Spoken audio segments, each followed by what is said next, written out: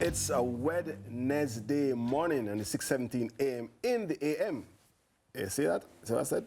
In the a.m. If you're just joining us, thanks for making it sunrise. If you're checking in, you're in time for me to introduce the headlines with the headliner, with the queen of headlines. Her name is TK. And I'm here. Good morning. Good morning. Good morning again. TK. Look at you again. I mean, like how we're here fully. You know what? Let's. I mean, I am the moment. Let's give it. Hey, look, ladies and gentlemen, boys and girls, just take a look. This is fabulous personified. Okay. If you look in the dictionary for the word fabulous, you're gonna see TK right now. Google it right now and check. You're gonna see a picture of this. This is fabulous. I mean, I don't want to take up too much time, you know, but I just want to give us a moment to just appreciate what's happening here. You know what I mean? Ready to wear boutique? You got me covered this morning, okay? All right, that's enough, that's enough. Ready to wear all right, boutique. hold on now. Let me sit down in this thing now. All right, ready? Yes, there we go, ready. Not leaving out the gents, I mean, Enigma Male Boutique. I after running for ready to wear boutique, ready to wear boutique. I joke. All right, let's jump into the headlines. We're going to go, right? So, Jamaicans for Justice says end police violence protest is not anti-police. Jamaicans for Justice, the JFJ, is pushing back against criticism of its end police violence protest, clarifying that the event is not anti-police, but a call for increased accountability within the Jamaica Constabulary Force, the JCF. Executive Director Michael Jackson said Tuesday's protest in Halfway Tree was aimed at addressing concerns about police conduct, especially in cases of fatal shootings. The group is renewing its call for widespread use of body-worn cameras and a clear timeline for implementing a proper data storage system. However, Government Senator Marlon Morgan has criticized the protest, suggesting it undermines due process in cases where officers are under investigation. The protest comes amid growing public debate on the balance between supporting law enforcement and demanding justice in cases of alleged police misconduct. That was a very interesting day, because I saw on one of the local newspapers' IG page, a gentleman was saying pretty much, allow the police officers at JCF to do their work with dignity, you know? And I was saying, I thought the protest was against police killing. So obviously both protests were happening at the same time in the same place, you know? And it's pretty interesting. Against the backdrop of the news report too, I heard that a 37% reduction in murders in the same period last year, 1st January to 27th of April. They did a comparison and they said murders and major crimes were down 37%. So it's interesting times. You know what I find interesting, I think both things can be true in that, at the same time. in that citizens can say, okay, we 100% support the JCF. They've been doing excellent work, bringing down, you know, all of crime basically has a reduction. But we can also say, but I would also feel, you know, better, feel more comfortable, feel, you know, as if the system, there's a stronger system in place if there were more accountability in the form of body cams, because then if there is any questions, if there happens to be any situations, there's no he said, she said, the family member said, no, he was innocent, the police said, no, we saw a weapon, or there's none of that, because you can just press play on a tape. So it does make sense. And so I'm curious to know how that will move forward. But I like the fact that there was no violence, there was no outbreak of anything at any of the protests, and I think non-violent protests, and that's how we like them, okay? Because absolutely, you know, if people have the right to protest, people have the right to say this is what we want, and we're insisting that it should happen, and you have the right to do that, and people have the right to say we don't agree, and we think that you're not going to get it, and both sides have a voice and should have a voice. And we see democracy activated when both sides are, you know, emphasizing their different viewpoints, standpoints, you know, in the same space at the same time. balance is the pursuit. But balance is a challenge pursuit, because yeah. you have the side that is like, you know, everybody claims that the criminal them innocent and there is not innocent, and then you have the other side who say, listen, you don't know, you don't live where I live. I'm telling you that these are situations that happen. How can you say they don't happen? You're not a part of the situation. And so I think that it's just, I'm glad that both sides had a voice, both sides got to air their, you know, their interests, and they did it non-violently, and we can see how we move forward from here. Absolutely. You know? All right, so next up, 500 new cameras to be installed under JamaicaEye. Minister of National Security, Dr. Horace Chang, says 500 new cameras will be installed in Portmore, Old Harbour, and Port Antonio under the expanded JamaicaEye program.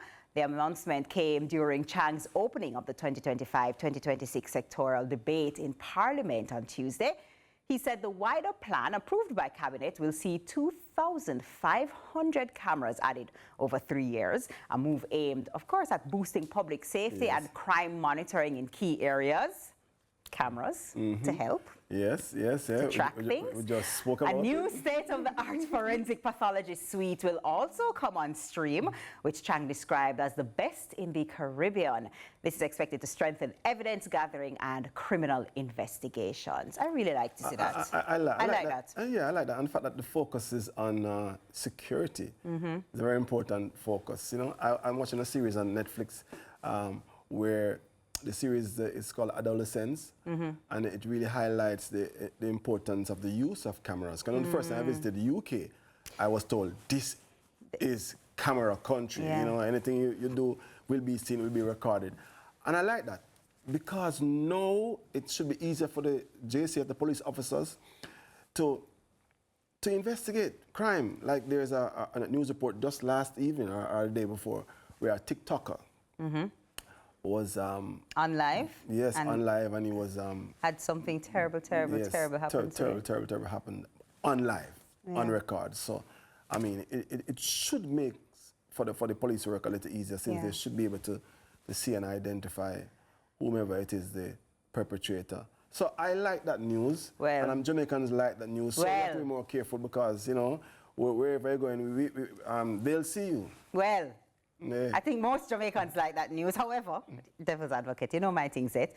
You know, who gets this information? When there is no crime and you just have these cameras everywhere and it's tracking the interactions and it's tracking where you go, how you go, where you move, things like that. Who has that information? Is that information kept safely? Can it be used further down the road for not just crime prevention, but I don't know, you owe money and them track you by the cameras and say, we saw you in half a tree, you need to come and pay us some money. I don't know. But, you know, again, interesting times. I like it. That aspect of the use of the cameras, you know, but I see where you're going with that. You know, I watch too much TV still. That's my problem. Where you see the state having control of your facial recognition and they can track everywhere you go and whatever. But I watch too much TV. Don't mind me. But it's a good move. I think it's a great move. I think it's a great move. All right. So why not Wednesday headline? Please to take a hold of this. Ready? Italian artist. Okay. Sold an invisible sculpture for $18,000 at auction. That's a Jamaican. Hear what I said to you just a while ago? $18,000 for an invisible sculpture. So beauty is in the eye of the beholder, apparently. But what happens when it's undetected by the eye?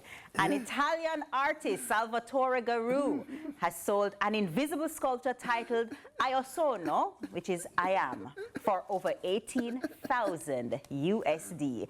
The buyer, the person who bought it, all right, received a certificate of authenticity to validate the artwork's existence. The piece sold through Artwright Auction House was estimated to be worth between 7,000 and 11,000 US. And Garou describes the work as he describes the work, the invisible sculpture, ready?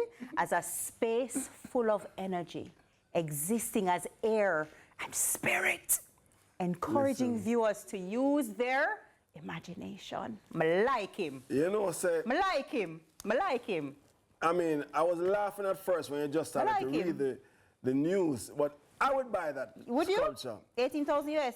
But I'll give him more than 18,000. In fact, I'll probably give him $1 million US, but I will tell him that the money is invisible.